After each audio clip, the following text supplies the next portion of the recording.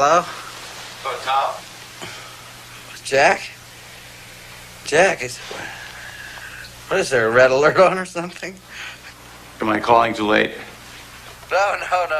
It says that the hours are later here. Are you okay?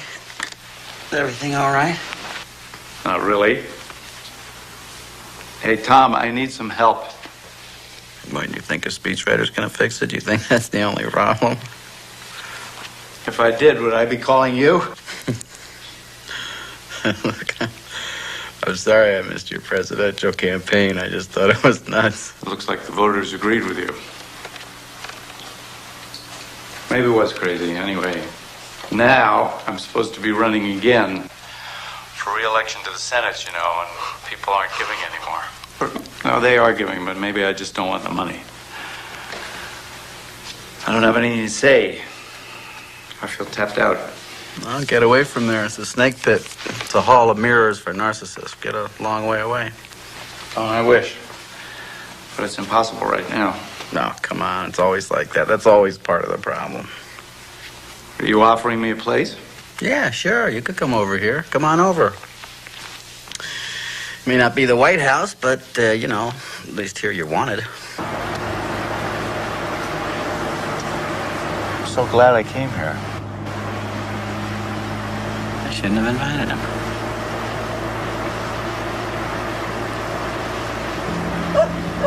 Incredible. Look, there it is again.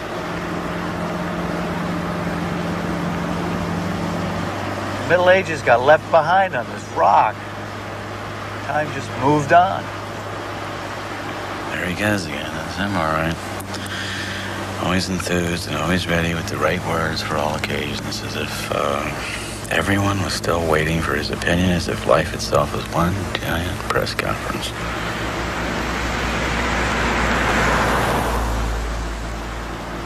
Maybe that's all there is to his public persona. Maybe I've been fooling myself these last 20 years. Always looking for the real guy behind the facade.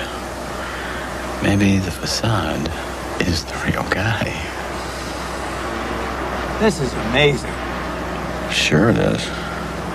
Everything's always amazing to the guy. God, why am I bitching all the time? Maybe it's just a premonition that this trip's gonna be a disaster. I can't say that I need Jack's company at this time in my life. I'm residing quite contentedly in my own midlife crises. Thank you very much. This is about as far away from Washington as I could possibly get. Thank you. There he goes. That's why he irritates me, and that's why I love him too. The states, the whole shebang. Behind the innocence, there may be a calculating politician, but behind the politician, there's an innocent. He's still American enough. He doesn't lie well at all. He means it. You want to stop the car and get out and take a look around?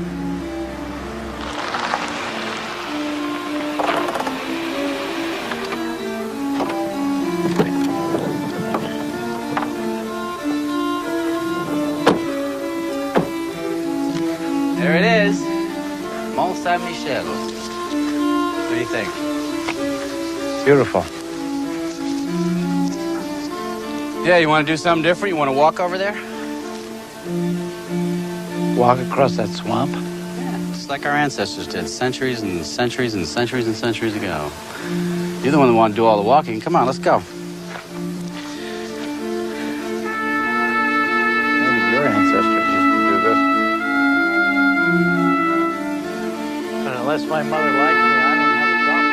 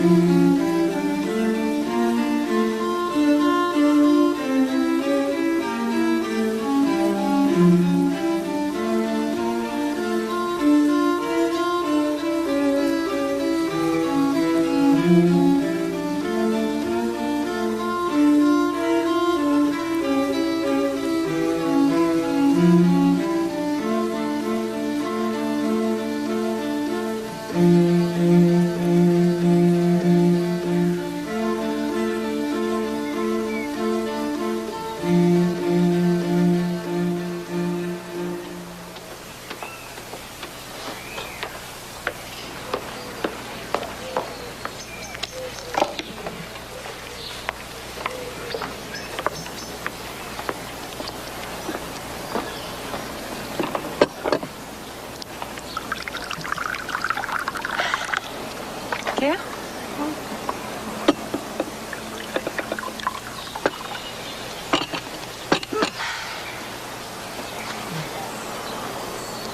So are we gonna do something today? I thought I'd finish my book. But you always have a book to read. I'm bored. Where's Roman? I don't care what Roman is doing. You know, I wanted to do something with you. I shouldn't have come. I should have just done something with Dad. Come on, kid. And you just stayed cooped up in this medieval island just reading your books. You know, you're not even aware of what's going on around you. You could be anywhere. It wouldn't even make a difference. You should just go out more, meet some people. Yeah, I will. I'm going. Bye.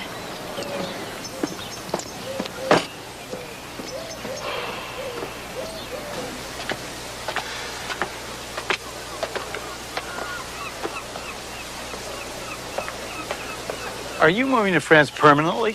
What? I thought you couldn't live anywhere but in New York. What about the theater? Did you give that up for good? Well, it may have given me up for good. I don't think I'm enough involved in real estate to live in Manhattan. Or any other business, some other hustle, you know? I lived in New York when I was young inside of it. My friends and I were more interested in our work than in our investments. We weren't invidious, we were nurturing. And then, you know, alimony, the IRS, being denied the right to parent my own child, custody. They brought reality in, and hey, who needs it? You know, when Richard Nixon got on that chopper in 1972, I think the fight went out of all of us, didn't it? The big business took over and set the agenda, and boy, when you buy into big business, when you buy into that, man, you got to emancipate yourself from your morals, or you live a life of squeamishness. Is this our same old argument? I lost my morals, did I? Just automatically by going to work on things and staying inside the system? Whoa, Jack, you're taking me a little personally. I was talking about myself. I was saying that I got a little squeamish, you know? You know, I know a lot of people that work at a lot crasser jobs than you do, and they're happy, you know? They're happy, they're healthy, they're not depressed, they enjoy the material blessings. Me, I couldn't handle it. I couldn't stand it. I just couldn't. You know, Confucius say of the 39 steps of escape, the best one's flight, so I fled. And here I am in France, where I can pull down my pants. I'm enough of a retarded romantic, I guess, to believe that France is still a place where you can get away and think. So I'll stay. I guess. Or I won't. We'll see. This place is like a fairy tale. How did we wind up here? I bet there's some secret plan of yours behind all this. You know, I bet I could say the same thing about you. No, I just thought you might like to come here to discover that precious quality that the world so desperately lacks. Yeah. Vision. Perspective. Perspective, Jack. This is why the dead are placed in the middle of the town among the houses. Death is a part of life, not separate from it. But you will see there aren't enough graves for all the generations of Mont-Saint-Michelien, so every decade or so the bones are dug up so new bodies can be buried here. And since they believed you will need your bones again on Judgment Day, they placed them nearby in the charnel house. Oh, that's disgusting. I like cemeteries. And in the back there, in the church, there is a relic of a saint.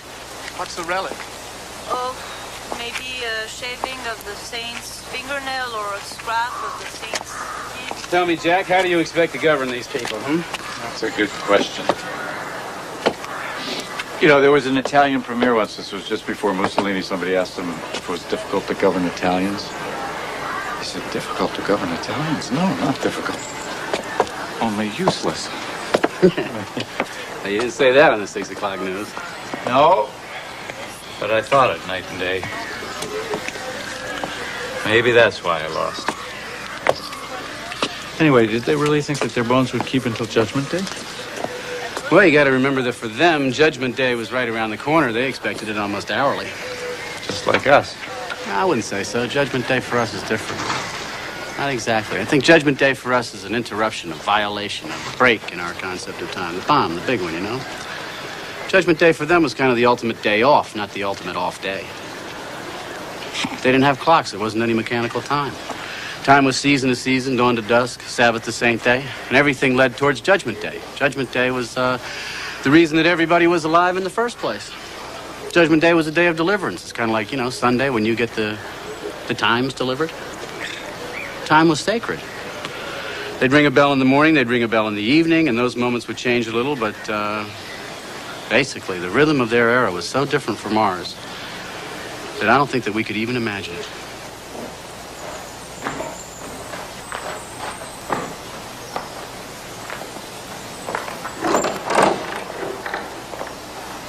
No, I guess we're a little early.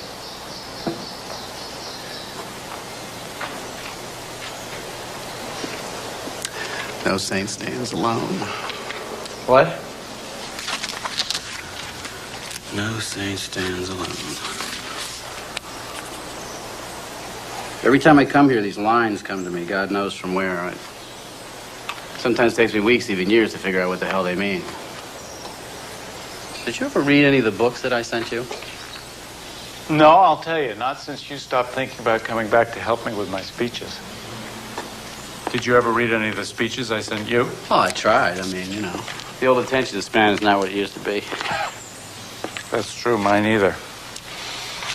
I don't have any attention anymore for anything that's not specific. Poetry just confuses me. Yeah, politics. Politics confuses everybody. Including its practitioners. But I know what no saint stands alone means. Oh, yeah? What? It's the essence of my profession.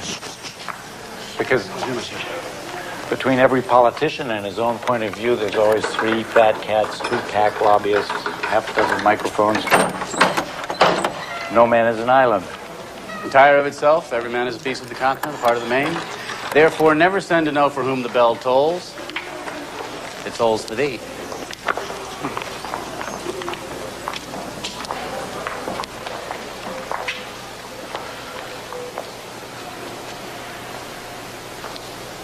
Can't you just feel the place watching you? Yeah, it makes you feel pretty small. Yeah, it was supposed to. The individual in the human body was supposed to feel small, dwarfed, denied all independent existence. We lost some of the sense of being all one. But we got our freedom. That's not a bad trade-off, really. I don't know. Still don't know if it's worth it. We haven't lost more than we've gained. All I ever hear anybody talk about today is themselves. I wrote a poem once. It's titled, "The Stones Speak, I Am Silent." Well, at least you're free to think what you want and do what you can about it. Think of the poor guy who had to carry the stones up the hill to build this place. He didn't have any say in his life at all. Or try running for office someday. You won't feel so bad. Someone else sets the agenda. Someone else sets the schedule. Somebody else decides what you can say and what you better not say. Talk about losing yourself. People have been known to forget their own names. Maybe you're too smart to be president. Yeah, a television correspondent told me that once. What'd you say? I got a little steamed. I said American voters want their leaders to be dumber than they are. They figure they'll do less harm that way. And that it's an expensive form of cynicism. You said that on TV? Yeah. Maybe not so smart after all.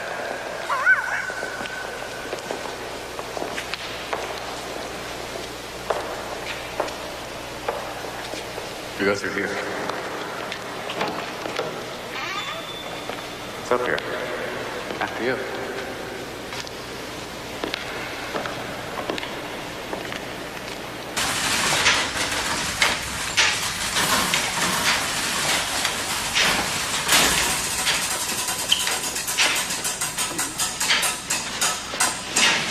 Look at this. Look at this. Look at this. This thing has been functioning for hundreds of years. Since before the beginning of modern times. Yeah, but this is different from the kind of time you were talking about before. Sunrise to sunset, Sabbath to Sabbath, isn't it? This is mechanical time, isn't it? You bet. You bet it is. You bet. I sometimes think that this clock, this machine, is what constitutes humanity's first real break from the world of nature. Wouldn't you say so? Hello? The clock did much more than that. It became the model of the cosmos. And then they mistook the model for the real thing. People got the idea that nature was just a giant clock, not a living organism, but a machine. That's exactly what I've been trying to tell this lunkhead. Exactly, word for word. Maybe you recognize him. Jack Edwards? And you're? Sonia Hoffman. I think I've heard your name somewhere. Yeah, maybe in a couple of hundred news broadcasts. He was a candidate for the U.S. presidency in the primaries. Oh, I vaguely remember. See, I'm not a voter. Most Americans don't vote either. I do know who you are. Me? You know who I am? I doubt it. You're Thomas Harriman, the poet. Well, yes, I am, but wait a minute. Let me get this straight. You recognize me, a poet whose latest work sold all of 12,000 copies, but you do not recognize this gentleman who was a presidential candidate in America? My God, woman, what's happened to your values? What do you do? I'm a scientist, and we do occasionally read poetry. As a matter of fact, I'm doing a lot of it these days. I'm on a sort of sabbatical. I'm an ex-physicist, an ex-American resident, an ex-voter. Ex-wife? This is very upsetting. Why don't intelligent people like yourself bother to vote? Well, forgive me, you politicians make it so hard. The ideas expressed by most of you, right and left, seem to me as antique and mechanical as that old clock. What's that supposed to mean? Well, if I was to explain that, I'd have to go all the way back to Descartes, if you remember him. Yeah? To be or not to be? I think, therefore I am. Yeah, well, we both went to college, yeah. Well, Descartes was the primary architect of the view that sees the world as a clock. A mechanistic view that still dominates most of the world today, and it seems to me, especially you politicians. Mechanistic. Is that a real word? Mechanistic, mechanical, mechanics? Yeah, it's a good word. Mechanistic, as if nature functioned like a clock. You take it apart, reduce it to a number of small, simple pieces, easy to understand, analyze them, put them all back together again, and then you understand the whole. Isn't that what's known as scientific thinking, Miss Hoffman? Really? What you call the mechanistic view, isn't that what the scientific method's all about? Is it? Well, I don't think so, but I'd like to kind of hear from the physicist, Jack. All right, I'm sorry. Please continue. Well, you're right in a way, Mr. Jack. Call me Jack. Okay, Jack. You are right in a sense. But it wasn't always so. Not before Descartes. When he introduced such thinking, it amounted to a revolutionary break with the church. He said, I don't need the Pope to tell me how the world functions. I can find that out for myself. Because to me, the world is just a machine. And then he became fascinated with clockworks and made the clock into his central metaphor. He said, I consider the human body as nothing but a machine.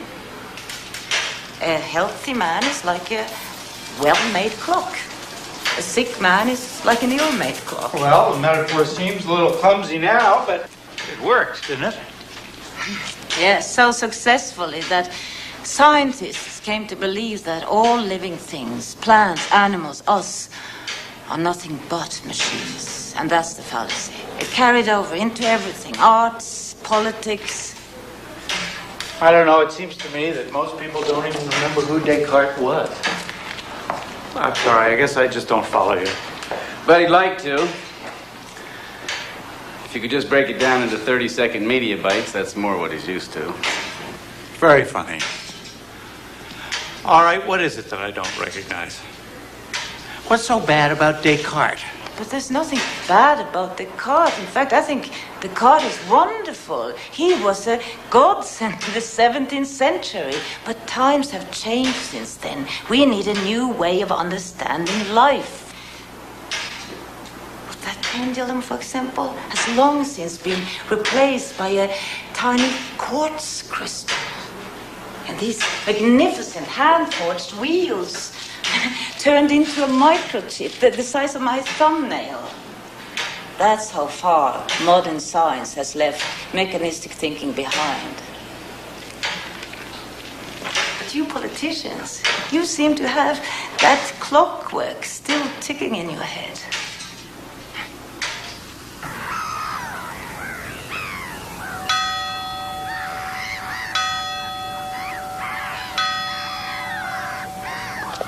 Keep on going, Sonia. Don't stop.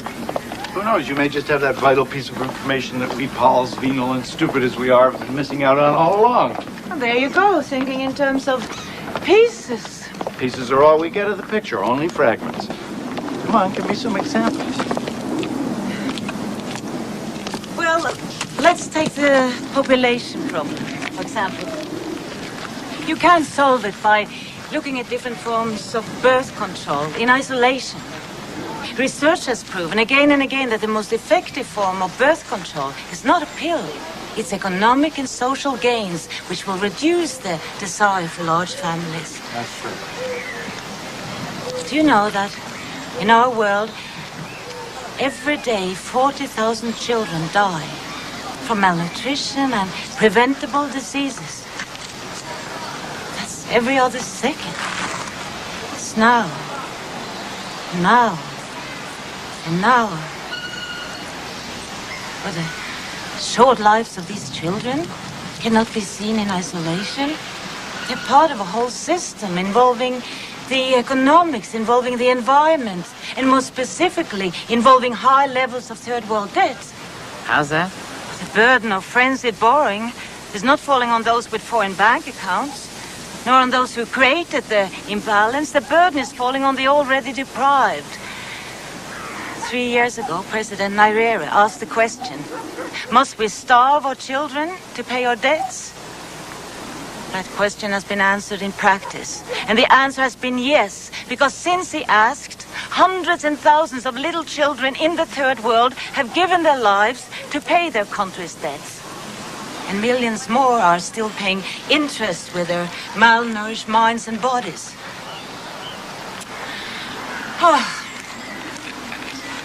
Take Brazil. Do you know that they are destroying the Amazon rainforest at the rate of 1 football field a second? No. Why? They're trying to pay their national debts with cattle and land speculation. They don't even have time to sell the timber, so they're setting fire to the woods. And our barren forests are one of the main causes of the global warming, the greenhouse effect.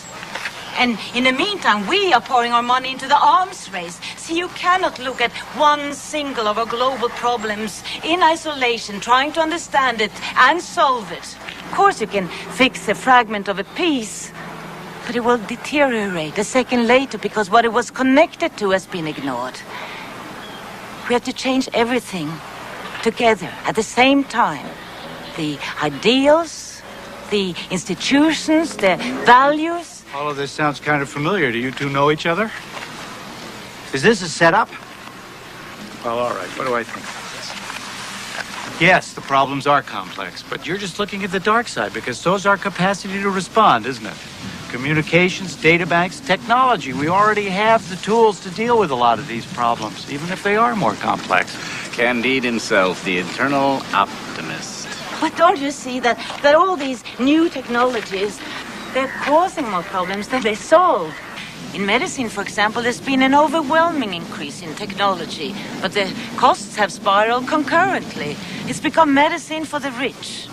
And public health hasn't improved significantly, although public health would improve dramatically if we just changed our eating habits, for example. But instead, the experts are occupied with making artificial hearts. But if our agribusiness had fed us better instead of chopping down the rainforests in order to make cattle ranches, in order to produce more and more red meat, which is one of the direct causes of heart attacks, then maybe we wouldn't have to spend so much of our money on artificial hearts, and so on and so on. Well, this is all examples of interconnectedness. But Sonia... All right, supposing that you're right and everything is connected to everything else, as you say. Still, you've got to start somewhere, don't you? So that's the real political question here. Where do you start? By changing the way we're seeing the world. You see, you're still searching for the right piece to fix first. You don't see that all the problems simply are fragments of one single crisis, a crisis of perception. Oh, good. The world is coming to an end, and you say it's a crisis of perception. I'm sorry, that's a little abstract for me. And all of this stuff about modern medicine, all your criticisms. I mean, I may be a doctor's son, but you have to admit that this mechanistic medicine has been pretty successful. Well, up to a point. But simply by blocking the mechanisms of a disease doesn't mean healing it. I mean, it's like in politics. It's just shifting the problem to another sphere. Are you going to help me in this, or are you going to leave me stranded out here in this argument by myself? I'm going to leave you stranded. I'm going to leave you stranded. Okay. A person goes to a doctor today with recurring attacks of gallstones, and the doctor takes the gallbladder out, and lo and behold, the pain goes away. Now, you could say that the doctor is working from a poor perceptual model, that he just concentrated on a part of the clock that wasn't working and removed it. But the fact is, the patient is out of his pain, he's feeling better, and the clock is ticking again. His perceptual model worked. But is everything that works good for the system? Oh, come on, Sonia, that's disingenuous and not at all useful when applied to politics, which is, after all, a system that is based on people. It's the art of bringing people to agree on a certain course of action. If that course of action succeeds, the people are satisfied. If not, they're not. It's as simple as that. If it works, it's good. Period. But isn't that exactly what you said, why politics doesn't work anymore? That politics, you said, needed to become the art of the impossible? Whose side are you on? Hers, obviously. She's intelligent, gracious, and she's more attractive. Listen, Jack, I'd like to get back to the systems. You know, you called me dishonest. No. Yeah, let's talk about the gallbladder again. Let's say the gallbladder is out and the pain is gone. But what about the stress that might have brought the illness on? If that stress persists, he's probably going to get sick again. Or let's say he had changed his nutrition much earlier and done some exercise. He may never have developed the gallstones in the first place. See, a little health education might have been much cheaper than the operation. A lot less painful, too. But our system doesn't encourage prevention. It encourages intervention. Okay, you're not disingenuous, but to blame all this on a French philosopher who's been dead for 300 years, isn't that a little out of proportion? Maybe even a little eccentric? No. Not if I'm right. See, my point isn't to condemn Descartes' thinking. It's simply to recognize its limitations.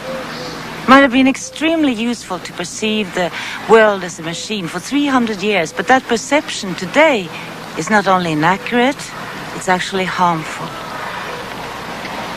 We need a new vision of the world. What's that quotation? It's foolish for a society to try to cling to its old ideas in new times, just as it's foolish for a grown man to try to squeeze into the coat that fit him in his youth. Something like that. Thomas Jefferson. Maybe you're not crazy.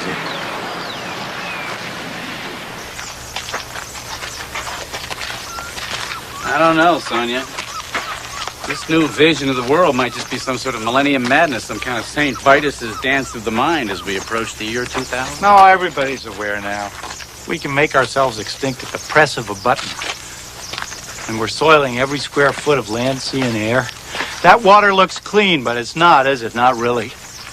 Nothing is. The English Channel is one of the most polluted bodies of water in the world. And the oysters around here are famous, aren't they? Soon they won't be safe to eat. Not only that, this water is radioactive, contaminated by a nuclear plant a few miles from here. Yeah, I read about that too. Politicians can read. They know all about these things, and some of us think about them every day. I know I do. But we have to deal with a different set of constraints, different kinds of interdependence than the ones you're talking about. Let's say it turns out to be true. That what you said is true. Cattle are brutally treated, loaded up with chemicals. Too much red meat is bad for you, and the landscape's being wrecked by overgrazing. Let's say all that turns out to be true. So for good health and 100 other reasons, I help enact a tax on the consumption of red meat. The way we tax tobacco to make people think twice about that kind of consumption. What a wonderful idea. We could do cancer and heart research for the revenue. Yes, and I'd have 50 lobbyists pounding on my door while 100 different meat producers, political action committees poured money into my opponent's campaign, and my switchboard was lit up all day long with calls from senators and representatives and governors of all the meat-producing states. But okay, Sonia, just for you, let's say that I take all that on. As Sam Rayburn said, every once in a while, a man ought to do something just because it's right. But if, on top of that, I come out against a few weapons programs and try to do something about acid rain and sponsor a bill supporting increased funding for solar energy, you know what? By the next election, anybody who would run against me, and I mean anybody, would have the combined funds of all those people to defeat me, and he would, too. And I'm not even saying it's wrong. Because when you get that far out in front of public opinion, that's the way they let you know. So I do what everybody else does, from the lowliest congressman right on up to the President of the United States. I pick a few crucial issues that I think are crucial, a part of your whole, and I persist and persist until I get somewhere if I'm lucky. And for the rest, I mark time. I wait. I go along. I trade off. But this is why I don't vote. Excuse me, it's what we've been talking about. You get people to eat less red meat, and then you do something like paying off the farmers, buying up surplus butter and subsidizing its price. So if we don't get a heart attack one way, you'll just find another way to give it to us. Well, I agree with you. We wouldn't contradict each other, or we wouldn't contradict ourselves so much if we didn't do things piecemeal. But, you know, there's something a little scary, maybe something even a little cruel about your theoretical exigency here. I mean, are you going to be the one who tells everyone what's good for them? Are you going to tell a farmer that there's something wrong with the goals that he and his family have pursued for generations and then, what, just shut them down? You know, maybe we are beaten up all day long by private interests, but at least our government is now stays close to what people perceive to be their needs. Look, the world changes faster than people's perception of it. Would it be a challenge for a great political leader to bridge the gap, to inform, to allow us to feel responsibility? Anyway, the people don't trust you politicians anymore. At your last election, only 50% of them even bothered to vote. Yeah, getting them back would really require a politics of the impossible. What a great campaign slogan. Where were you when I needed you? I'd vote for it. Oh, good. I get the poet vote. Well, politics of the impossible. Yeah, you might get my vote, too. Great.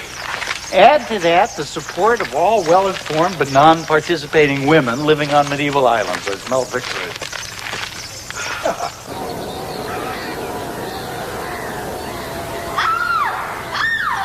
C'est génial, on est chez Freddy ici, ouais, c'est hein? génial, on va faire une fête. Ah, fais plus fort! Ouais, ah! Dans ça, il arrive, vite, viens.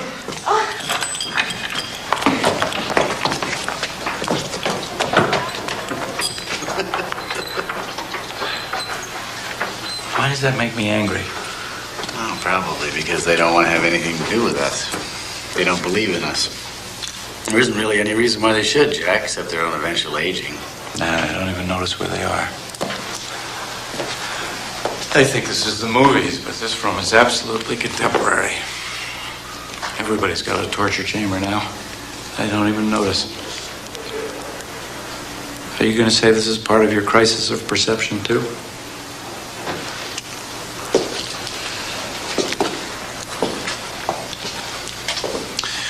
Yeah, or maybe we're all led a little towards death. Like wolves to the weak. Or maybe people are just shits. You'd like to blame this on Descartes. I'd like to blame it on anybody, but this is such a part of human history. Well, I don't know about Descartes, but I do know that Francis Bacon presided over the witch trials of King James I at a time when millions of women were tortured or burned for practicing folk medicine or worshipping pre-Christian goddesses or simply because they were unusual. I would probably have ended up on the stake myself. See, I don't believe it was a metaphor when Francis Bacon wrote that nature had to be hounded in her wanderings, bound into service, made a slave. He even said that scientists, with their new mechanical devices, had to torture nature's secrets out of her. Did you notice how he uses her when describing Mother Nature? As if nature was nothing but a witch.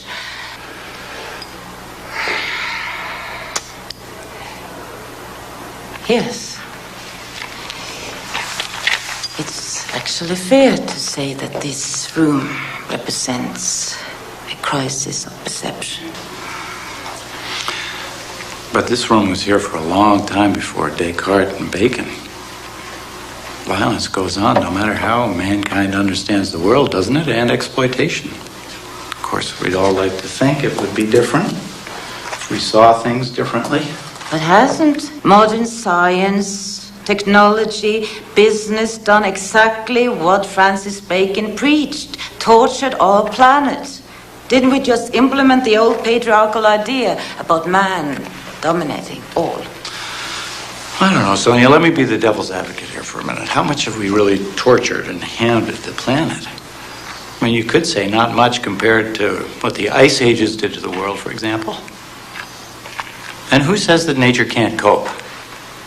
We're all scared to death about the disappearing ozone layer, but we only started studying ozone levels about 10 years ago. It could be that these so-called holes in the atmosphere have been appearing and then disappearing again since the beginning of time. Couldn't it? Could be that nature has a healing mechanism that we don't even know about. It could be that this hysteria about ultraviolet rays is nothing more than that, just hysteria. That's exactly what he said about the German forests only a few years ago. And look at them now. More than half of the trees in the Black Forest are dying. We can't explain it away any longer. We simply cannot take the risk. And right here around this island, the tides are slowing down. Maybe because of silt building up from garbage being dumped in the bay or from the overuse of fertilizers. Lakes can die. Entire oceans become polluted. Topsoil, forests, water, poisoned, dead. Things can change so fast. In the hands of man, nature becomes fragile. Rain becomes acid. I agree with everything you said, but why this patriarchal fixation, I mean, in Salem, those women witches were betrayed by other women. Phyllis Schlafly, a woman, has written that God's greatest gift to mankind is the atom bomb. I mean, these are women. Why can't you just say what's patriarchal is what's evil in both men and women and let it go at that? There's plenty of that to go around. Unless, of course, you happen to believe that these women were brainwashed by men like Patty Hearst. Why are you so scornful? Look, there are two great principles functioning in this entire living world. The male principle, pick the adjective, the aggressive, dominating, whatever. And the female principle, nurturing, caretaking, gentle, whatever. What I am saying is that these two principles may have been in a rough balance, but now the men, and yes, I do think it is the men, have created the tools, the weapons, both intellectually and physically, to bring these two principles way out of balance. We have been placing mechanistic tools in the hands of power-oriented patriarchal people. I'm saying you men are out of control now. And we are the victims. So what's the risk? What's wrong with giving the female principal an opportunity? And I say, let's get out of this room. It's having a torturous effect on our relationship.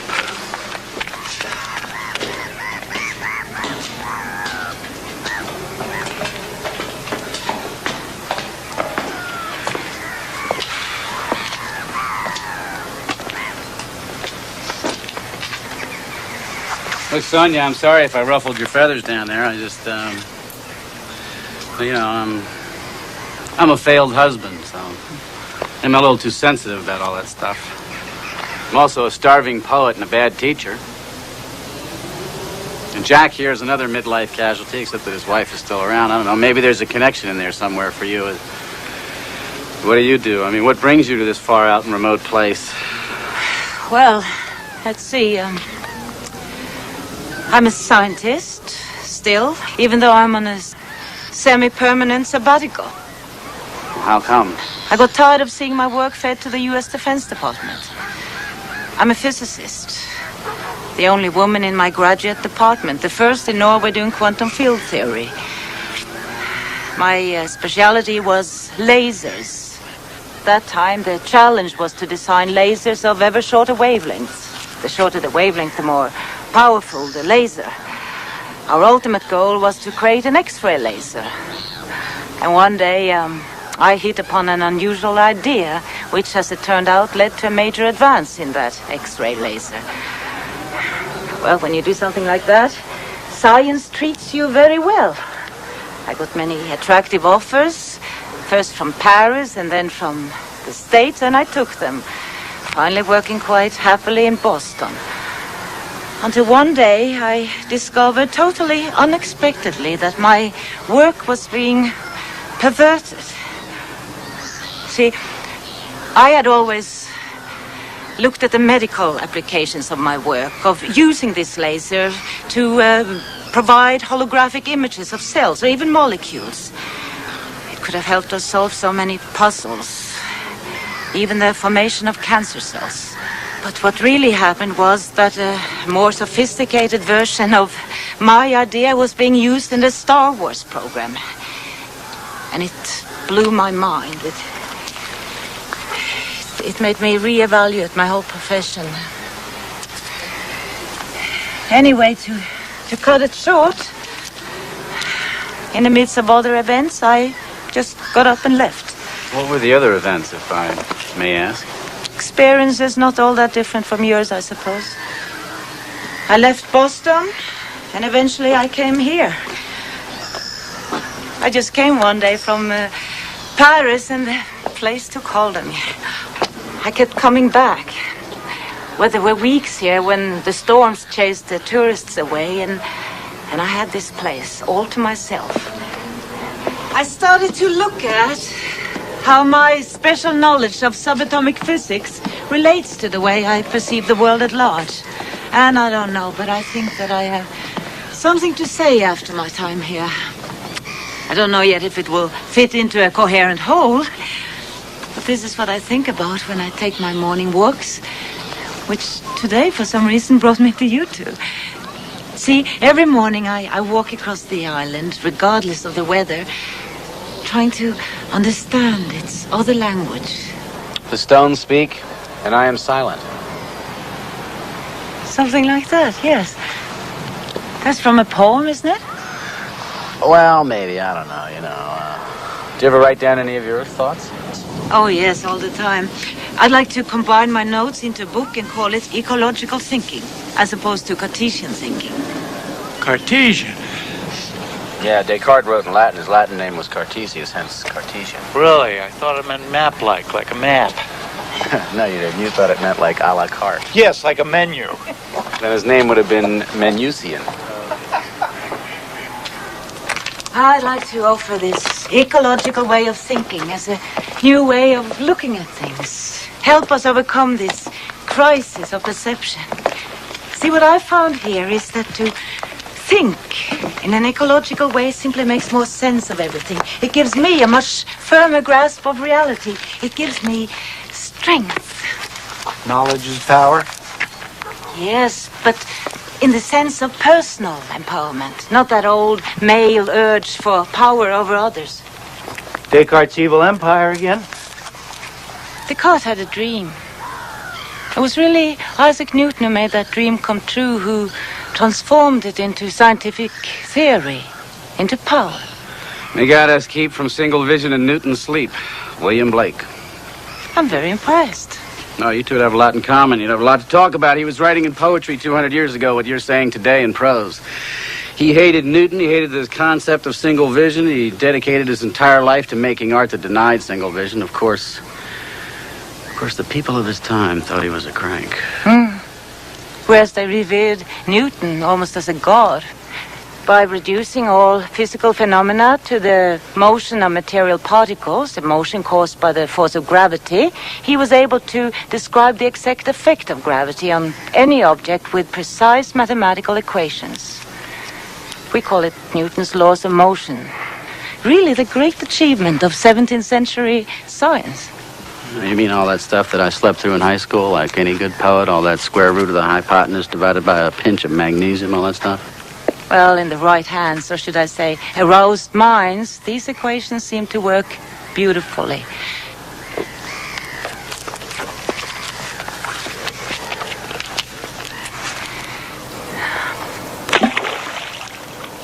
I could use Newton's equations to calculate and explain every motion of that throw, from the ballistic curve to the ripples in the water. See, this was a feat so impressive for the time that Newton's mathematical system immediately established itself as the correct theory of reality, the ultimate laws of nature. Descartes' dream of the world as a perfect machine was now an established fact. It brought with it such wealth of benefits for people. People could do things they'd never been able to do before. It was irresistible. And, of course, the old notions of the world as a living organism was swept away. So what's wrong with Newton? Kit. Well, this is my daughter Kit and her friend Romaine. Kit, this is Thomas Harriman. How you doing? And this is Jack... Jack Edwards. Yeah, Jack Edwards. Nice to Hi. meet you. Hi. What do you think of this new ecological view of your mother's? That's okay. Kit is utterly bored hearing me talk about it. Yeah. Well, we're gonna go. Nice meeting you. Nice meeting Yes, you. nice meeting you. See you later. Have fun. See you later.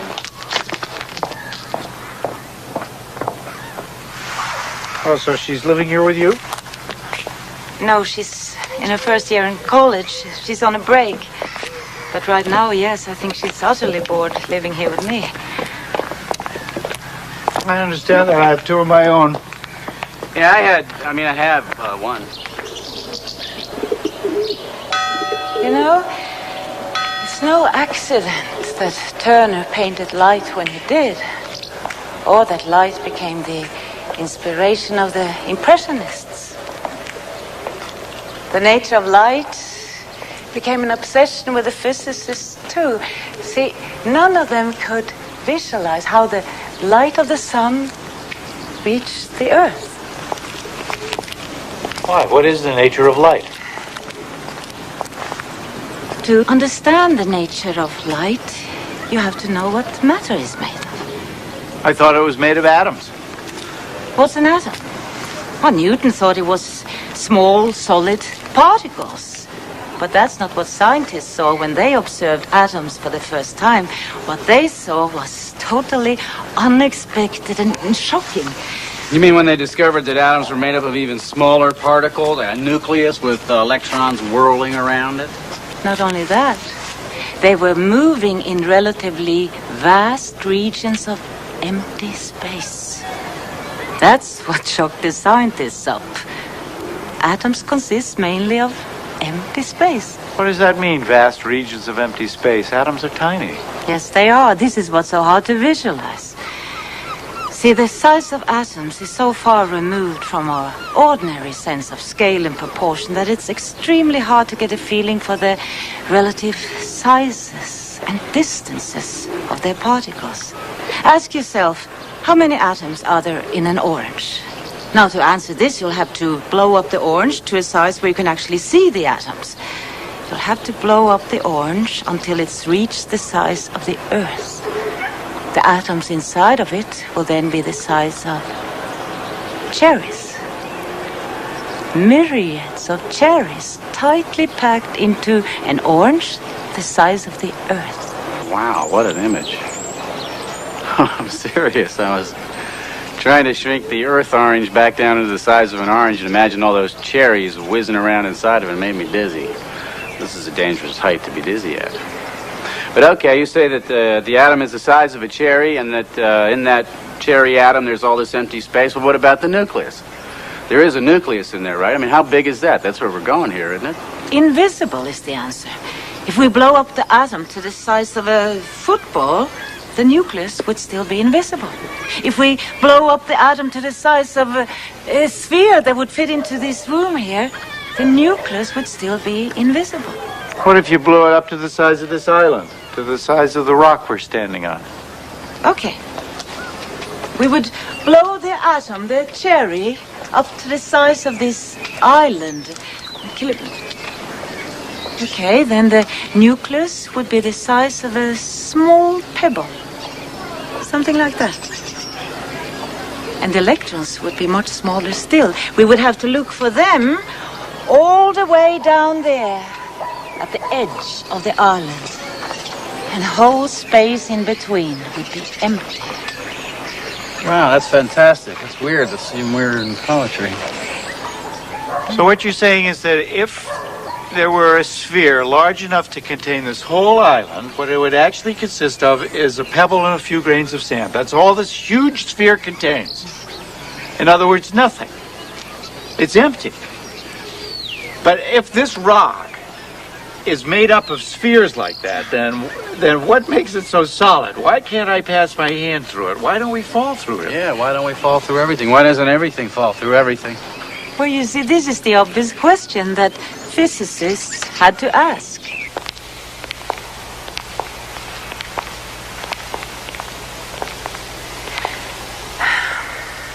Now remember that all the Newtonian concepts were based on things that could actually be seen, or at least visualized.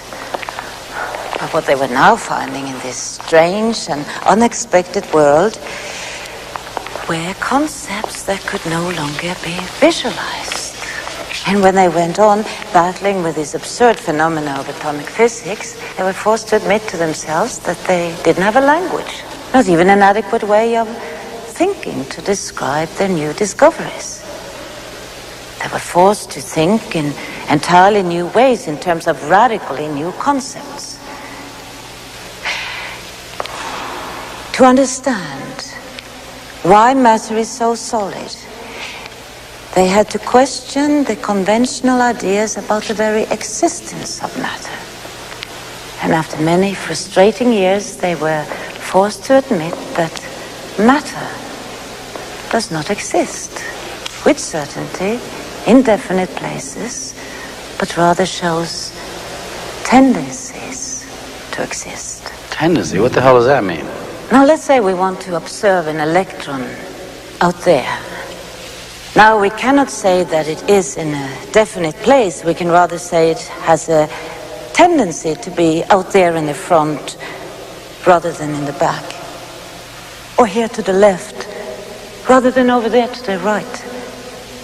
In scientific language, we actually don't speak about tendencies. We speak about probabilities. I seem to remember voting for a bill in the Senate that gave some physicists a lot of money for a detector that they said would tell them exactly where an electron is.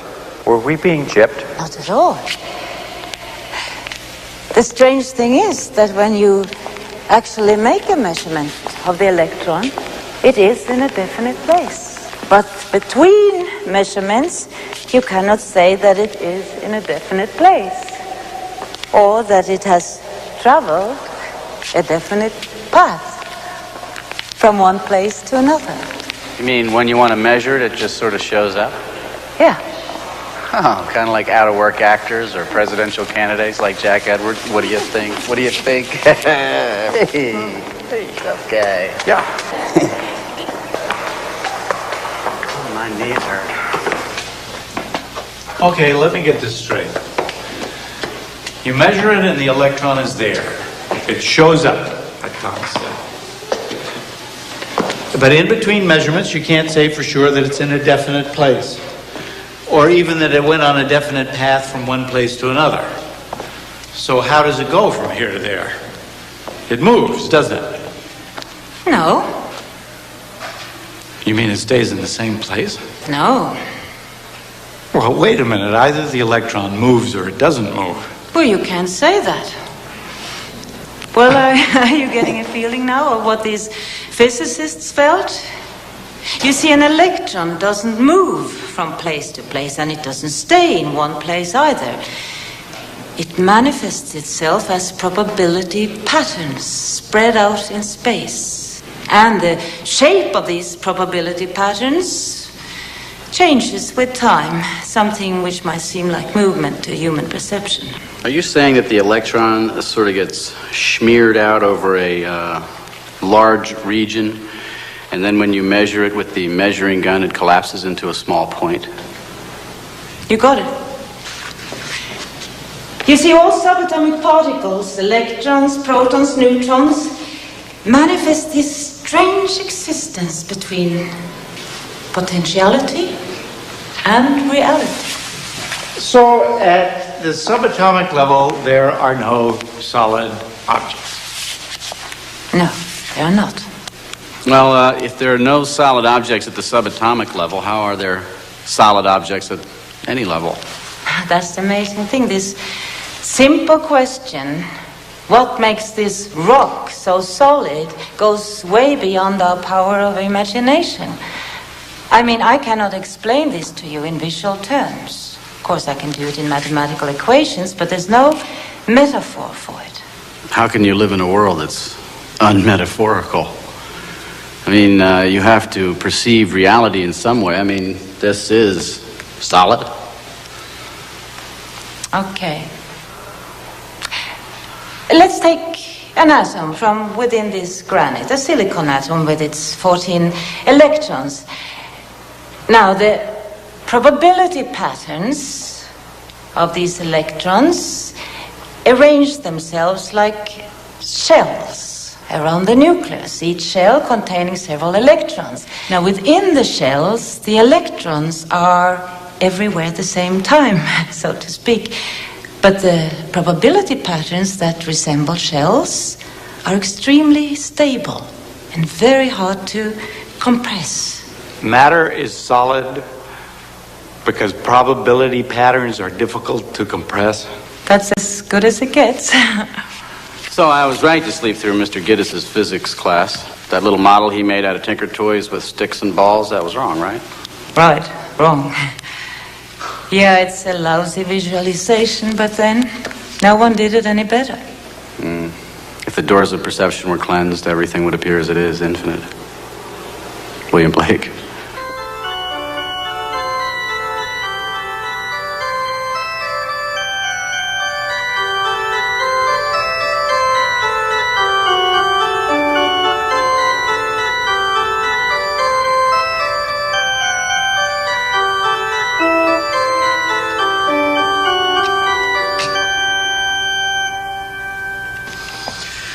So, Sonia, life's a bunch of probability patterns running around. Probability patterns of what? Of interconnections. What? Well, what I'm trying to say is that these probabilities are not probabilities of things, but probabilities of interconnections. See, Jack, that's what she was trying to tell you. See, we tend to think of subatomic particles as some kind of small billiard balls or small grains of sand. But for physicists, a particle has no independent existence. A particle is essentially a set of relations that reach outward to connect with other things. What are those other things, please? They are interconnections of yet other things, which also turn out to be interconnections, and so on and so on. You see, in atomic physics, we never end up with any things at all. The essential nature of matter lies not in objects, but in interconnections. Everybody knows the chord. It's the third, the most basic of harmonies. Carries with it a very distinctive feeling, no? And yet, its individual notes carry none of that feeling. Therefore, the essence of the chord lies in relationships. And the relationship between time and pitch makes melody. Makes melody. Relationships make music. Relationships make matter. Music of the spheres. As Kepler said. And Shakespeare before him. And Pythagoras before him. Now, this vision of a universe arranged in harmonies of sounds and relations is no new discovery. Today, physicists are simply proving that what we call an object, an atom, a molecule, a particle, is only an approximation, a metaphor. At the subatomic level, it dissolves into a series of interconnections, like chords of music. It's beautiful. Yeah, but there are boundaries, aren't there? I mean, between you and me, for instance. We are two separate bodies, aren't we? That's not an illusion. Is it? Are you saying that there is actually a physical connection between you and me and between you and the wall behind you and the air and this bench? Yes. At the subatomic level, there is a continual exchange of matter and energy between my hand and this wood, between the wood and the air, and even between you and me. I mean a real exchange of photons and electrons. Ultimately, whether we like it or not, we're all part of one inseparable web of relationships.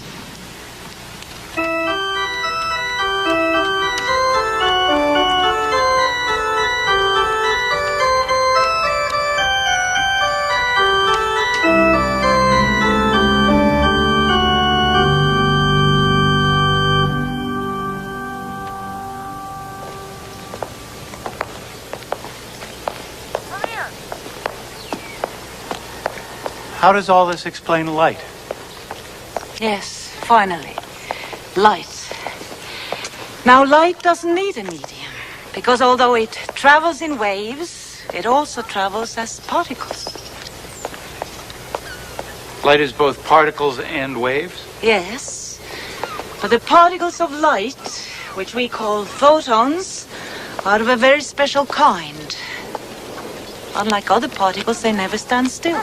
They never speed up, they never slow down. They always travel at the same speed, the speed of light. And the waves are not ordinary waves, like water waves. They are abstract patterns of probabilities, traveling in the form of waves. Patterns of relationships like everything else. Exactly. I get it. Well, I don't get it, but I get it. Let there be light. And like light, a great variety of other high-energy particles, cosmic rays, bombard the Earth. All these particles colliding with the air, creating more particles, interacting further, creating and destroying more particles. And we are in the middle of this cosmic dance of creation and destruction, all of us, all the time. Shiva Nataraj. I beg your pardon? Shiva Nataraj, the Hindu god of dance. The Hindus believe that Shiva's dance sustains the universe, that Shiva's dance is the universe. The ceaseless flow of energy going through a multiplicity of patterns, dissolving into one another. That's physics. No, that's poetry. That's wonderful. No, really, that's great. But I hope this doesn't bother anybody. What do you do with it? What's it for? Well, you don't do anything with it, I don't think. You just think about it, contemplate it. Are you guys hungry? I'm hungry. Let's go get something to eat.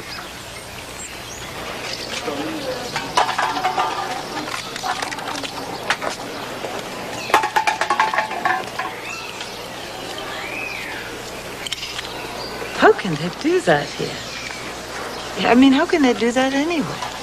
It's your fault. What? Well, okay, it's not your fault. It's physicists' fault. They made the bomb. You can't blame littering on the bomb. Why not? The bomb made the whole planet disposable. Littering is an expression of powerlessness. Like, hey, what difference does a little more crap make? It's all going anyway. Completely, you know? Maybe you're right.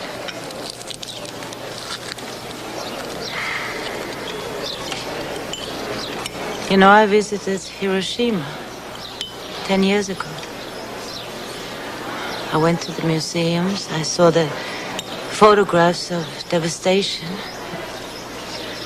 I went to the Peace Park, looked at all the monuments. A statue of a mother with a baby. A statue of a goddess enveloped in paper cranes. Big peace bell. And then I saw a mound about 6 feet high, covered with grass. It wasn't decorated in any way. It wasn't a symbol of anything. No monument. It simply contained the ashes of the atomic bomb victims. The actual remains of what was left of tens, maybe hundreds and thousands of men and women and children. Incinerated because of our knowledge. A flash of light that burned them and obliterated them and totally transformed the world. And as I stood in front of that mound of ashes, I felt that I was face to face with the victims of, well, I can't say the victims of my work as a scientist, as a physicist.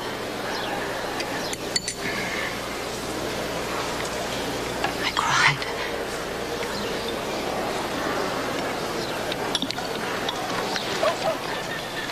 When I was little, up on the 3rd floor with my brother, we'd lie in our beds watching the heat lightning flashes, and he'd say, "What's that?" And I'd say, "That's it. That's the big one. We're all gonna die." You can't make yourself responsible for Hiroshima, Sonia, just because you do physics. You didn't invent the bomb. And even if you had, somebody else decided to use it, a politician. Oppenheimer said he felt he had blood on his hands, and he did invent it. But President Truman's answer was, who the hell does he think he is? I'm the one who ordered them to drop the damn thing. Even Oppenheimer wasn't to blame. Scientists are supposed to figure things out. It's up to the rest of us to figure out what to do about it. I'm sorry, Sonia. I was only kidding. Maybe littering is more an expression of poor toilet training. I don't know. Maybe we could change the subject. There's no accountability for scientists as there is for other professions. Why aren't we obliged, like medical doctors, to not use our knowledge destructively? It's not that simple, I don't think. Oppenheimer said he had blood on his hands. He had regrets after the fact. I have regrets because of my X-ray laser. See, I'm responsible for the consequences of my discovery. You know, we never talked about responsibility at the university, not at my time. We never discussed ethics. We were never taught value thinking. No one induced upon us the wisdom of the American Indian tribes who made all their important decisions with the 7th generation in mind.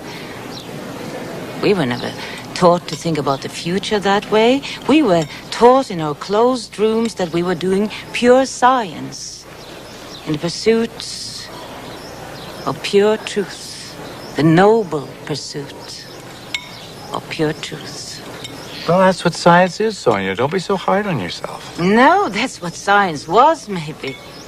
But pure science hardly exists today. The scientist isn't sitting in his lab anymore, choosing to work on what fascinates him most. Science is expensive. The Pentagon, who pays most of it, decides what is fascinating. 70% of all science done in the United States today is paid by the military. We give our knowledge away without thinking about the values, without thinking about who is responsible. Well, but there is oversight. I've served on some of those oversight committees. Scientism is an irrational belief in the truth of science. It's become a religion today. It's not a good religion, but it is a dominating religion.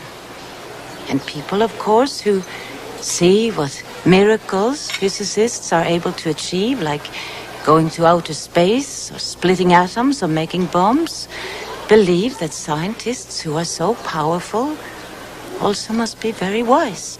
And so they don't question their work anymore. And they leave their own responsibility in the hands of these people they envision to have this power of knowledge. And although they know that scientists are doing scary things in the shadows, they just hope that they will be careful. And then scientists hand over their responsibility to those who are paying them. And I know what happens when you hand over your responsibility to those who pay you, like I did with my laser. It broke my heart. If you're worried about the possible dangers of genetic engineering, who do you go to for advice? You have to ask a scientist. He's the only one who understands. And you pretty much have to take his word for it, too, because often you don't know even what questions to ask. Science should welcome your questions, because science itself should question everything. You know, these oversight committees hold hearings from time to time where the public is invited to comment. Maybe you should be there. A person like you might be able to do some good. He's still running, only the Terminator can stop him. Should we get the check? I'll pay. Oh, no.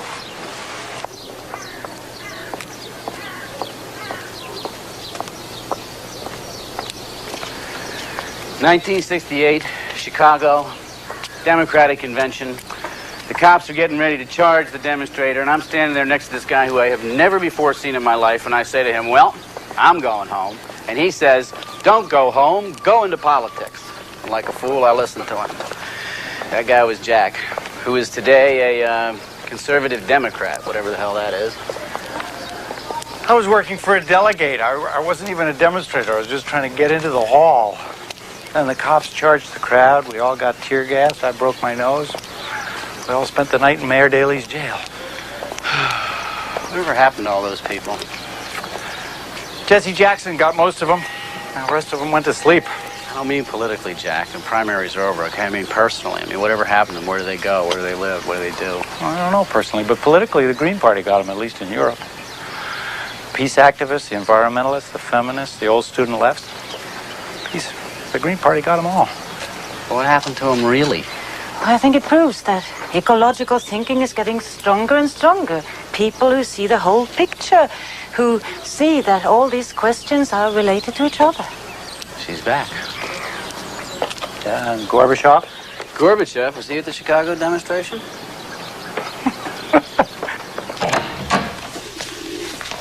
Mom, I thought you were with those men. Yeah, they're out there. Hello, Mama. Bonjour, madame. We're going to the beach. Changing my shoes.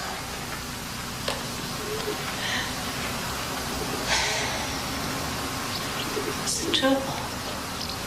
Nothing. Did I do something wrong? No, it's just...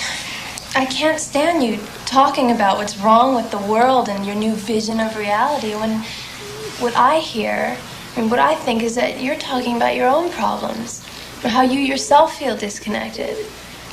I mean, you can't even relate to me. Are you coming with us this time? Yeah. Come, kid, please.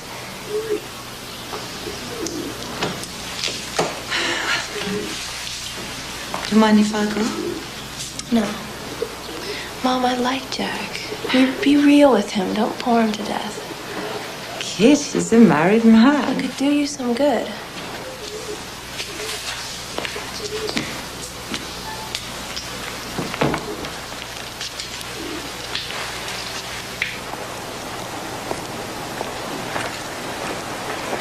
1968, Richard Nixon won the youth vote. 1980 and 1984, Ronald Reagan did the same thing. Majority of Americans are very conservative. You know, I think we are dealing with a historical process that's so deep that even Americans won't be able to resist it much longer. When I look around in the sciences, I see the same patterns emerging everywhere, the same notions of holism, the same thinking in terms of processes instead of structures.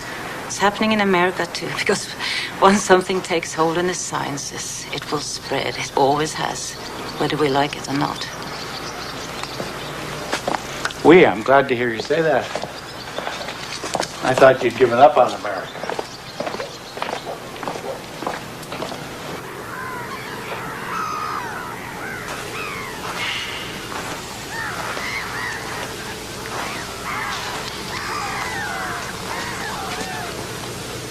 What's wrong with him? The color has probably caught him. He's a poet. He's got a license to be moody. It's taken him miles from his home, but it's kept him free. So,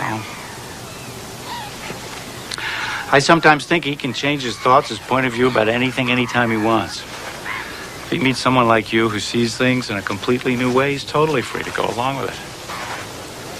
And should you succeed in really changing his views and win him over, you can be sure he'd sit right down and put those new ideas into a play or a poem. And people would admire him for his flexibility. And you feel constrained by your constituency. Yeah, kind of.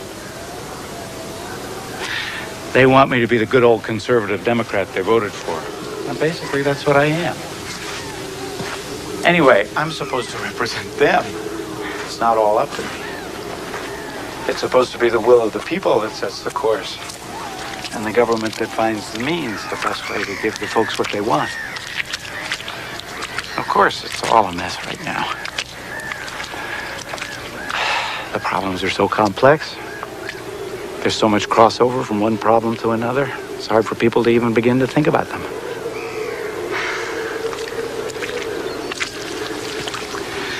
But still, I think Thomas Jefferson was every bit as great a mind as Isaac Newton was.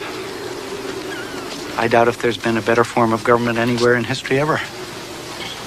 And of course, getting into politics is nothing to be ashamed of. To me, it's still the biggest challenge there is. But things are changing faster and faster every day. A few years back, the greenhouse effect was just a theory, and now we're just not keeping up. But Sonia, the question is, can your ideas change that? Hasn't a lot of what we've been talking about been discussed and recognized already, and all recognized in all the environmental legislation?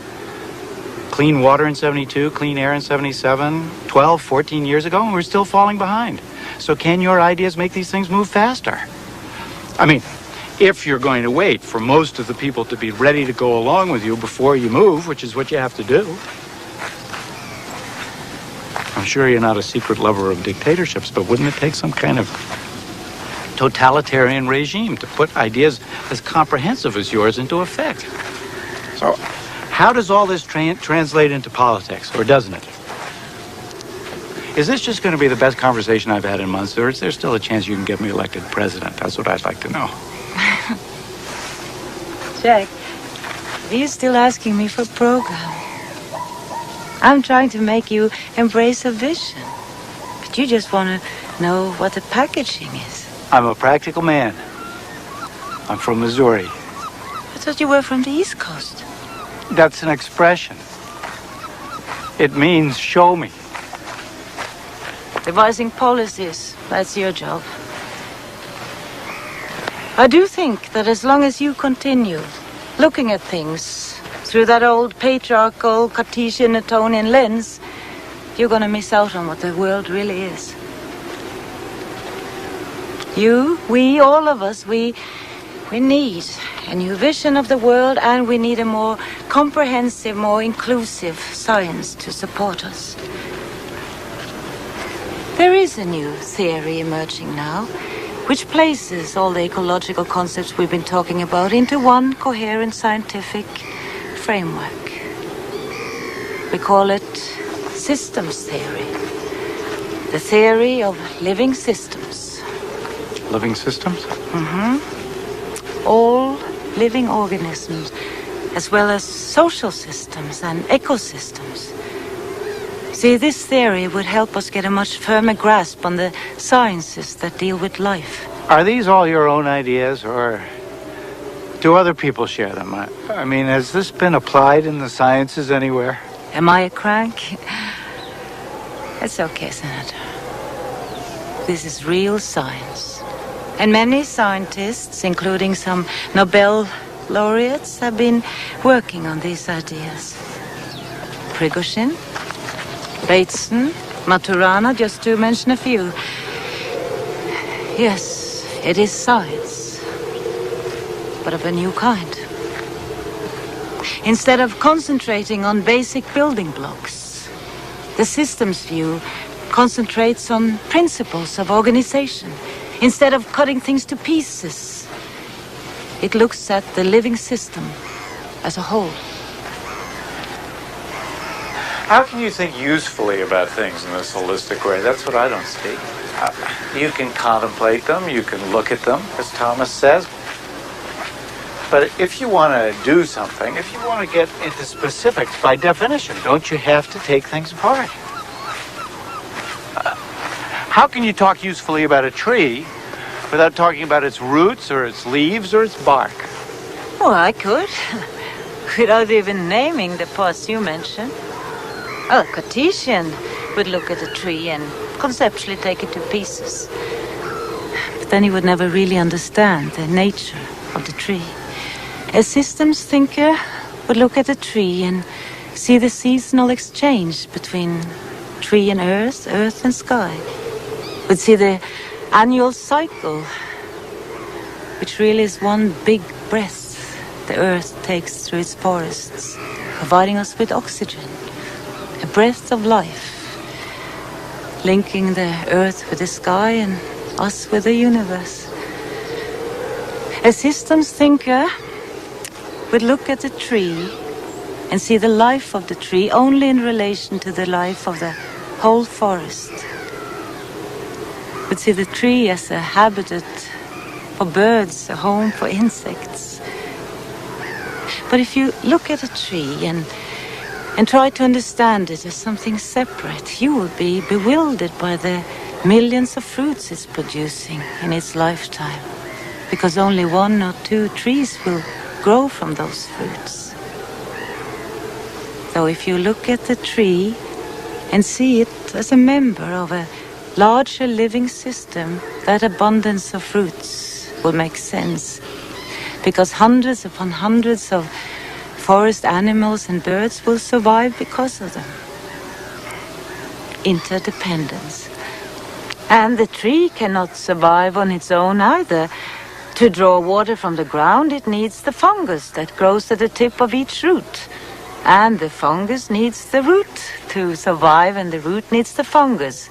If one dies, the other dies.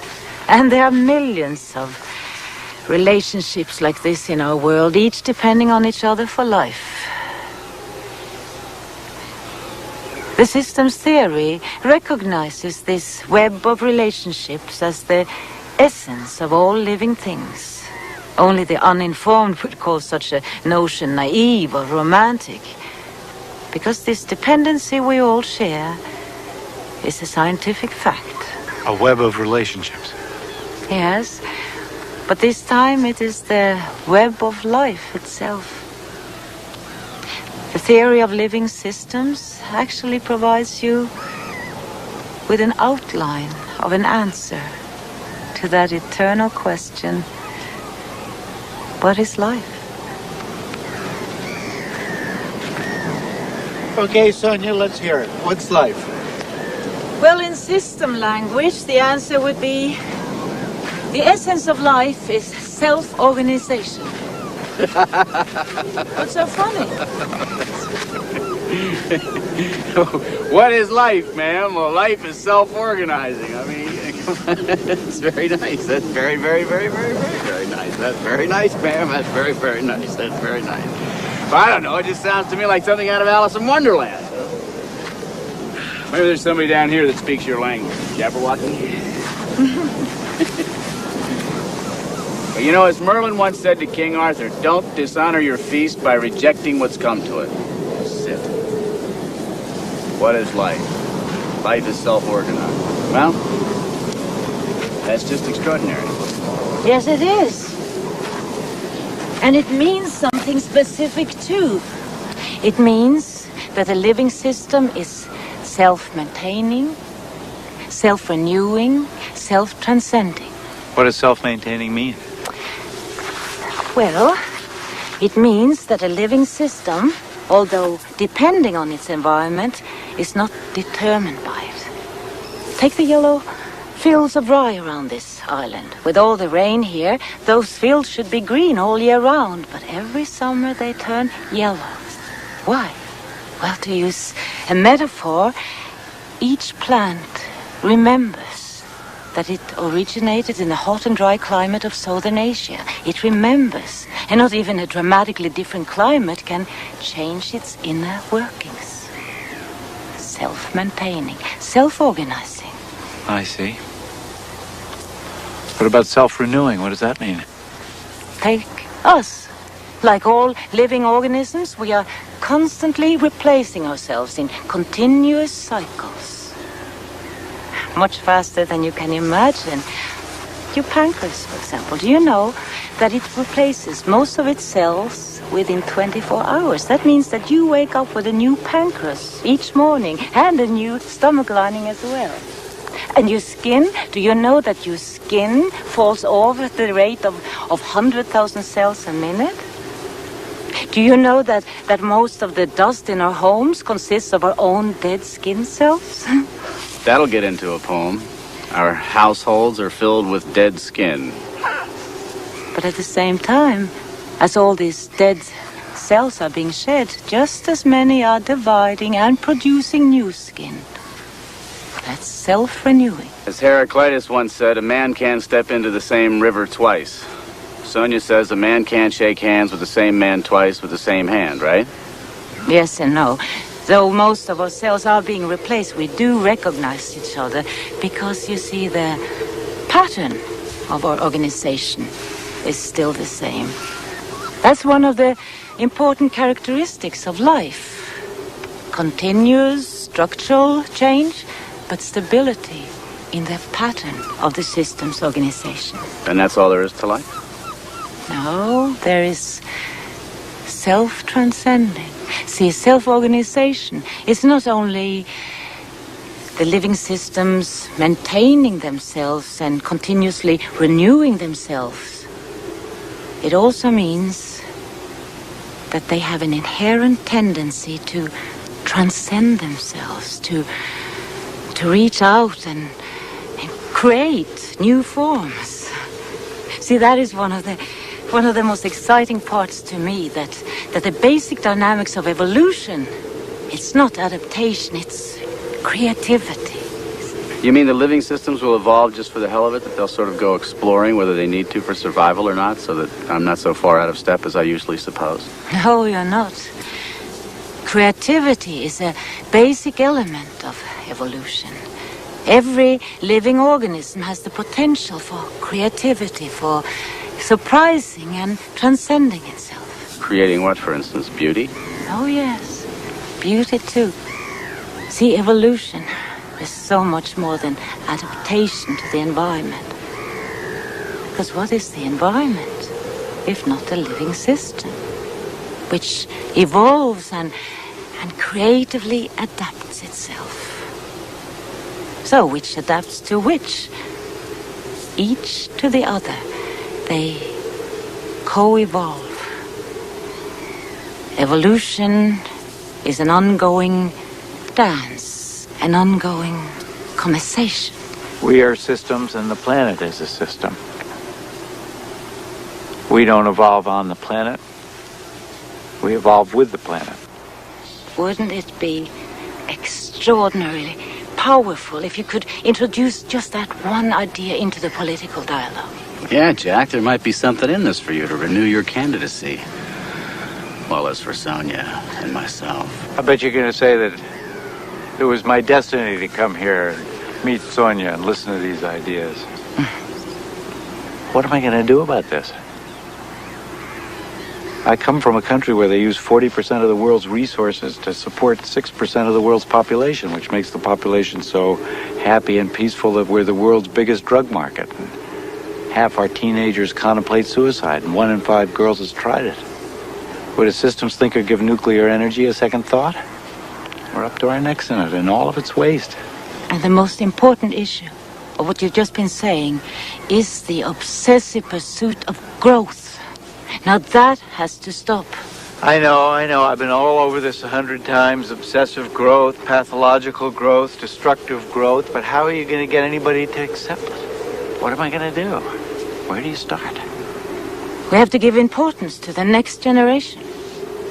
And the next. See, it was only when we failed to include them in our scientific theories and in our pursuit of growth that we placed all living systems in jeopardy. Just contemplate that horrifying fact that we are leaving to our children the most poisonous of wastes, plutonium. It's going to remain poisonous for the next generation, and the next, and the next. In fact, it's going to remain poisonous for 500,000 years. We should never have accepted that theory, knowledge is power. We should never have accepted the idea that what's good for General Motors is good for America. We need a sustainable society. One in which our needs are being satisfied without diminishing the possibilities of the next generation. But you're asking me, what should you do? I don't know what you should do. You know what you should do. I know that what worked for me was to come here, be quiet, and take one thing at a time, think one thought to its end. Now that was my first real step. Telling you was my second. You can't pass the buck that easily. How about doing something direct about this? How about helping me? How about joining my staff? What do you mean? I don't know. Finding a way to get these ideas of yours into the political mainstream.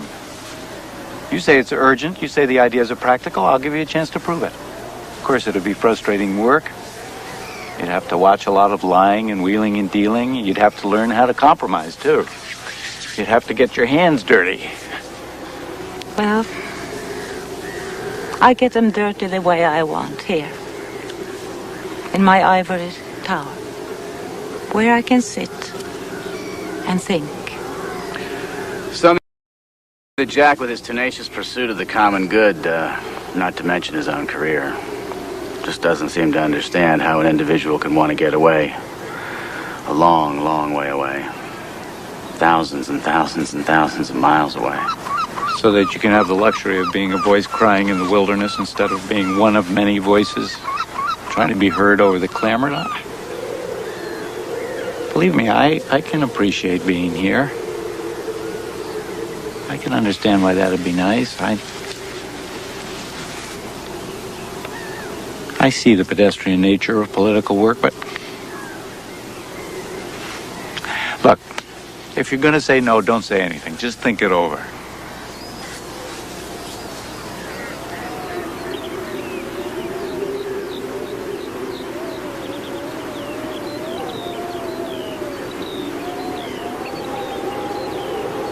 What time does the tide actually come in? It'll be soon now. It's going to reach its all-year high today. You go closer. Come. Thomas must like you. He doesn't usually have this much time for other people's ideas, do you? Well, not yours, maybe. No. That's not nice. Yes, I like her. I like you. Yes. A lot of guts. To come here, isolate, stay put, determined to figure things out until you had something to offer, a couple of sods like you and I. You know, a lot of people talk about doing things like that, but how many people actually roll the dice and do it? could have stayed as long, read as much, and decided that you had absolutely nothing to offer. And isolation in and of itself is a very scary thing, Jack. So yeah, I like you. I like you too. It's very brave of you to listen. I'd been disappointed if you hadn't. That would have bothered me, but you know, Jack, I'm not so sure that strong-arming her into a Washingtonian office is exactly where she needs to be right now. In fact, it may be exactly where she doesn't need to be. What's eating you? Yeah, you're right. What is this, group therapy?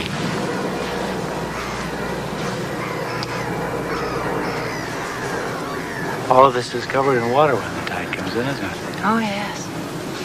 Including the pastures. Must take a special breed of sheep to be able to graze around here at all with all this salt. And how could the grass grow without the manure and the sheep grazing on it? And I wouldn't be surprised if the people around here have a taste for salty lamb, so the people are in it too. The sea, the grass, the people, the sheep. You asked me what the lobster is weaving down there with its golden feet. I tell you, the ocean knows this. You say, who is the Asidia waiting for in its transparent bell? I tell you, it's waiting for time, like you.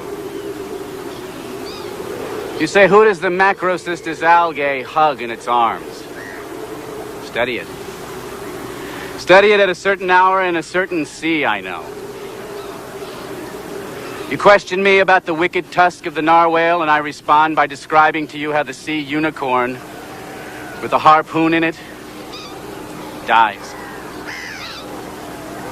You inquire about the kingfisher's feathers, which tremble in the pure springs of the southern shores. I want to tell you that the ocean knows this, that life in its jewel boxes is endless as the sand, impossible to count, pure, and the time among the blood-colored grapes has made the petal hard and shiny, filled the jellyfish with light, untied its knot, letting its musical threads fall from a horn of plenty made of infinite mother of pearl. I'm nothing but the empty net which has gone on ahead of human eyes, dead in the darknesses, of fingers accustomed to the triangle, longitudes on the timid globe of an orange. I walked around like you, investigating the endless star. And in my net during the night, I woke up naked. The only thing caught?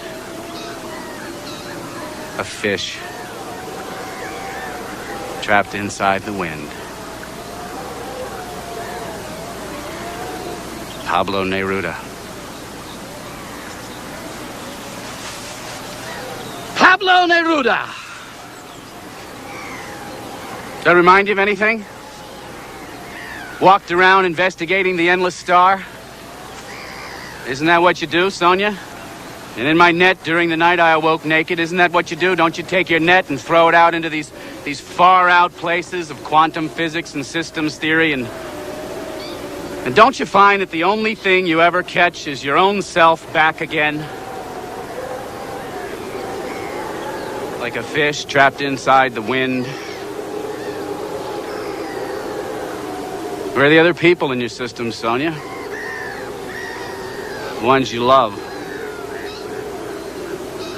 What about these tourists here that we feel so superior to? Aren't they too like fish trapped inside the wind? And I don't know, maybe even the feeling's more terrible for them because, you know, they don't have words to describe it.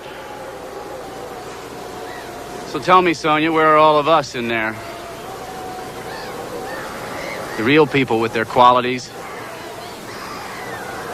their longings, their weaknesses. Where are you inside there, Sonia? Where's Kit? You know, scientists can tell us what life's internal metaphors are, whether they're computer chips or clocks. Politicians can tell us what forms our lives should take. But, I feel just as reduced being called a system as I do being called a clock. Life's just not condensable. You know, one group of people uses one set of words to change the world, and another set of people come along with a different set of words to change it, and I don't mind, you know, it's all the same to me. I don't mind a bit. It's like the seasons changing.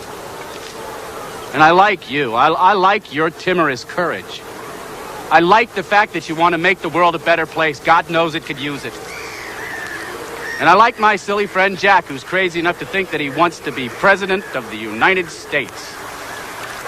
And as for me, don't mind me, I'm a fool. But remember, life feels itself. Life feels itself. Differently, perhaps, than all your words for how to manage it. And even with the best intentions in the world, you'll go wrong if you forget that life is infinitely more than yours or my obtuse theories about it. Healing the universe is an inside job.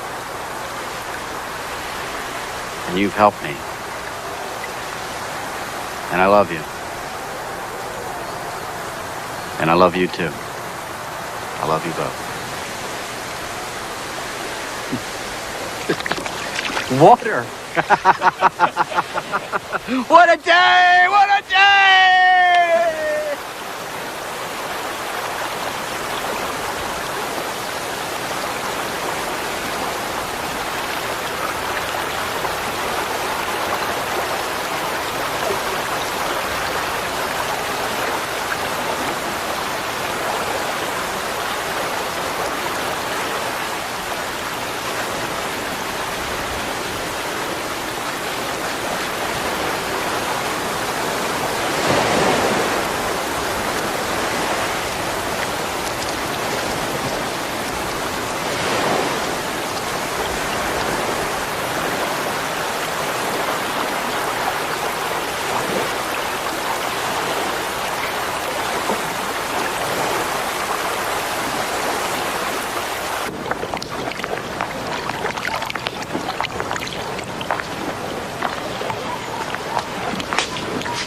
Well, if we're going to go, we better leave now. Well, why don't you just stay? I don't know. Why don't you just come? Anyway, thanks. Thank you. Don't thank me. I love the day. I hate goodbyes. Maybe it's not goodbye. Please think about what I said. Let us know how the water arises. Does that matter? Of course it matters. Let it get all the way back to the line. Let it renew itself, right, Sonia? Maybe come to Paris to let me know. Or Washington. Or New York.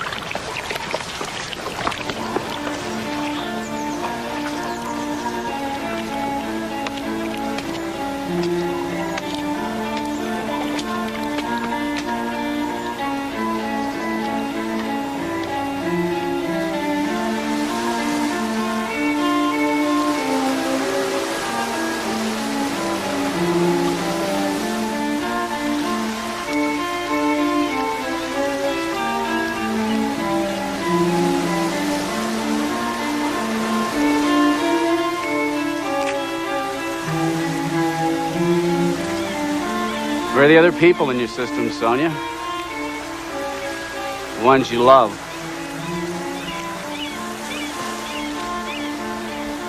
The real people with their qualities,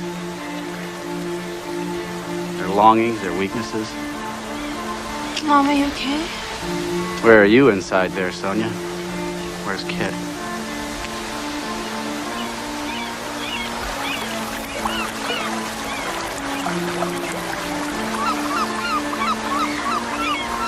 What are you thinking?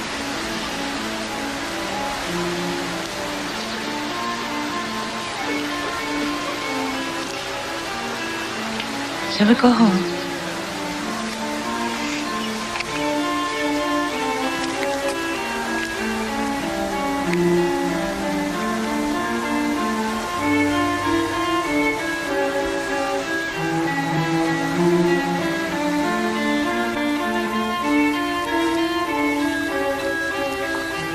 I feel like my long weekend in France has just come to a close.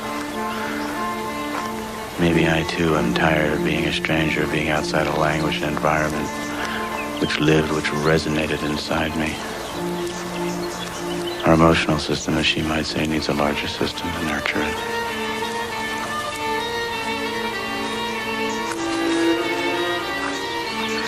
Doesn't make any difference. You're locked in with the people you know. You need to belong somewhere. She's right, of course, about damn near everything. Even the parts I didn't understand felt right. So, should I just go with it? Is this one of those turning points?